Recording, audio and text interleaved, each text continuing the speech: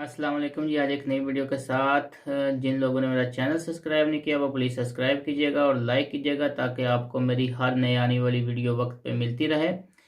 आज नई खबर के साथ स्टार्ट करते हैं कि आज जो है गवर्नमेंट ने जो अनाउंस किया है, आज उन्होंने ऐलान किया है कि शिंगन बॉर्डर जो है वो 31 दिसंबर तक बंद रहेगा।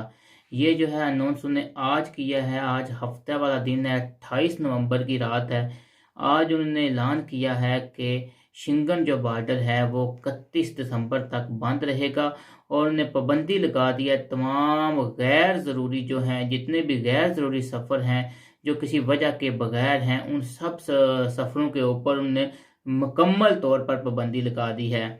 अब इसमें जो कौन कौन से मुल्क हैं, जो शिंगन एरिया के जितने भी ये यूरोपीय यूनियन के सारे मुल्क हैं, इनमें कौन कौन से वो मुल्क हैं जो इनमें दाखिल हो सकते हैं। तो उनमें ऑस्ट्रेलिया है, रुवांडा है, सिंगापुर है, थाईलैंड है और यूरुग्वाय है। उरुग्वाय भी कहते हैं।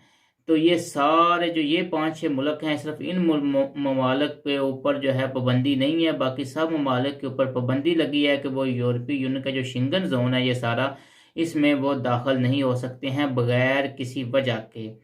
अब अभी तक उनने इसमें वो पैराग्राफ नहीं शामिल किया जो होता है, जो रियस्को por entradas por motivos होता है, रेस्को de entrada por motivos होता है। अब कौन कौन से लोग हैं जो इस पाबंदी से जिनके ऊपर ये असरअंदाज नहीं है कि जो इन ममालिक में आ जा सकते हैं, जो किसी वजह के साथ सफ़र कर सकते हैं। तो एक पहले नंबर पे वो लोग होंगे जो इन ममालिक के शहरी हैं। अगर स्पेन में है तो एक यूरोपीय यूनियन के किसी भी ममालिक का जिनके पास पासपोर्ट है वो यूरोपीय यूनियन के अंदर दाखिल हो सकते हैं। इसके अलावा दूसरे वो हैं जो यहाँ पे रहते हैं, जिनके पास यहाँ का रेजिडेंट कार्ड है, वो भी सफ़र कर सकते हैं। वो यानी कि वो जब वापस आएंगे तो उनको भी एंट्री मिल जाएगी। तीसरा वो है जिनके पास स्टडी वीज़ा है या स्टडी कार्ड है, जिनके पास वो भी दाखिल हो सकते हैं। या चौथे नंबर पे वो हैं जो इंटर बॉर्डर जो रिलेशनशिप के ऊपर काम करते हैं, वो भी दाखिल हो सकते हैं। उसके अलावा जो हेल्थ वर्कर हैं वो भी दाखिल हो सकते हैं, और जो प्रोफेशनल हैं जो बूढ़े लोगों की देखभाल करते हैं वो भी दाखिल हो सकते हैं। लेकिन ये जो है अभी 31 दिसंबर तक पक्की नहीं है, हो सकता है इसका टाइम बढ़ा भी दी जाए, लेकिन वक्ती तौर पे यही है कि ये 25 दिसंबर तक जो है पाबंदी लगी है। अब इसमें जो है जो ट्रांसपोर्टर अमेरिकान से जो चीज़ें लेके आते हैं वो भी शामिल हैं, और जो मिलिट्री वाले हैं, डिप्लोमेटिक कौंसलर वाले हैं, वो भी एंट्री कर सकते हैं। वो भी इन ममालिक में, यूरोपीय यूनियन के ममालिक में दाखिल हो सकते हैं। दूसरा कल भी मैंने खबर दी थी कि स्पेन ने जो है कैलेंडर जारी किया है वैक्सीनेशन का, जिसमें उन्होंने 3 फेज़ बनाए हैं। पहला फेज़ जो है वो जनवरी से शुरू होगा और मार्च तक रहेगा। आज उन्होंने बाकायदा कैलेंडर अनाउंस किया है। जो पहला फेज़ होगा वो जनवरी से मार्च तक रहेगा, जिसमें 25 लाख के करीब लोगों को ये वैक्सीन लगाएंगे, जिनमें जो है हेल्थ वर्कर हैं, जो रेजिडेंसी पे काम करते हैं, गवर्नमेंट की हों या नॉन गवर्नमेंट हों, वहाँ पे जो लोग हैं वो भी शामिल हैं। हेल्थ वर्कर कौन है? डॉक्टर होंगी, नर्सेज वगैरह होंगी, जो लोग हॉस्पिटल में काम करते हैं वो शामिल होंगे।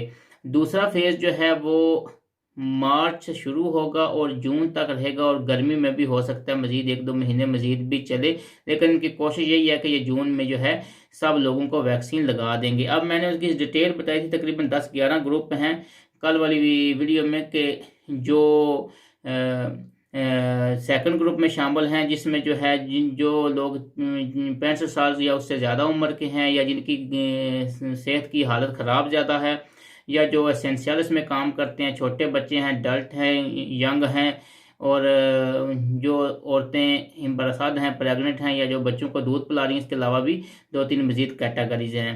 अब ये जो है सेकंड फेज़ आएगा। सेकंड फेज़ के बाद तीसरे फेज़ में वो उन लोगों को जो बाकी बच जाते हैं वो उनको वैक्सीन जो है उनको लगाएंगे।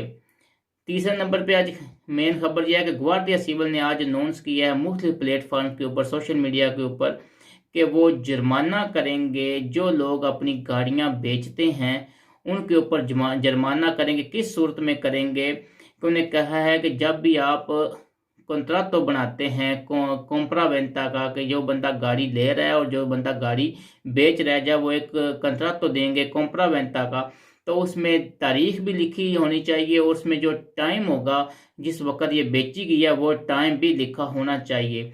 उसके बाद जो ख़रीदने वाला है उसकी ये ज़िम्मेदारी है कि वो जाकर देखते वालों को बताए, उनको नोटिफाई करें कि ये मैंने ये गाड़ी ख़रीद ली है। अगर नहीं करेंगे तो वह मूलतः करेंगे, अगर नहीं तो जो बेचने वाला है वो हर सूरत में जाके देखते वालों को इन्फॉर्म करे कि ये मैंने गाड़ी ख़रीद ली है, ये मैंने गाड़ी बेच दी है और ये उसका नोटिफिकेशन है, ये देखें मैंने इस टाइम पे बेची है। तो फिर वो जो है उस जुर्माने से वो बच सकेंगे। मोंत कदाई रिक्शाक में जो है जो कतालुनिया की वजारत सेहत है वो बुध वाले दिन और जुमेरात वाले दिन जो है वहाँ पे कोरोना का फ्री में टेस्ट करेंगे। ये मोंत कदा की के सेंटर में होगा। ये तकरीबन सुबह 9 बजे से लेकर रात को 7 बजे तक जो है वो कोरोना का टेस्ट वहाँ पे करेंगे। अब अंदालूसिया से खबर है कि अंदालूसिया ने डिमांड की है कि अपने जो अंदालूसिया का खुंता है, जो अंदालूसिया की गवर्नमेंट है, उनसे उनने मांग की है कि हमें भी वो सारी सहूलियात दी जाएं जो कम्युनिदाद ने माद्रिद ने जो है अपने हॉस्टलेरिया को दी हुई हैं। उसमें उन्हें ये सबसे अहम चीज़ जो उन्हें डिमांड की है, उन्हें ये कहा है कि हमारा भी टाइम टेबल है जो है वो 12 बजे तक लेके जाया जाए ये पूरे दिसंबर के महीनों में। उन्होंने कहा है कि दूसरी चीज़ जो है वो उन्होंने डिमांड किया कि हमें भी जो इनके अजला हैं, जो म्यूनसिपैलिटीज़ हैं, उनमें भी जो पाबंदी है आने जाने की, उससे भी हमें जो है आज़ादी दीजिए हम, ताकि एक ज़िले से दूसरे ज़िले में आ जा सकें। उन्हें कहा कि अब तो वाक़यात वाज़िया तौर पर जो है कोरोना के केसेस में वाज़िया तौर पर कमी आई है।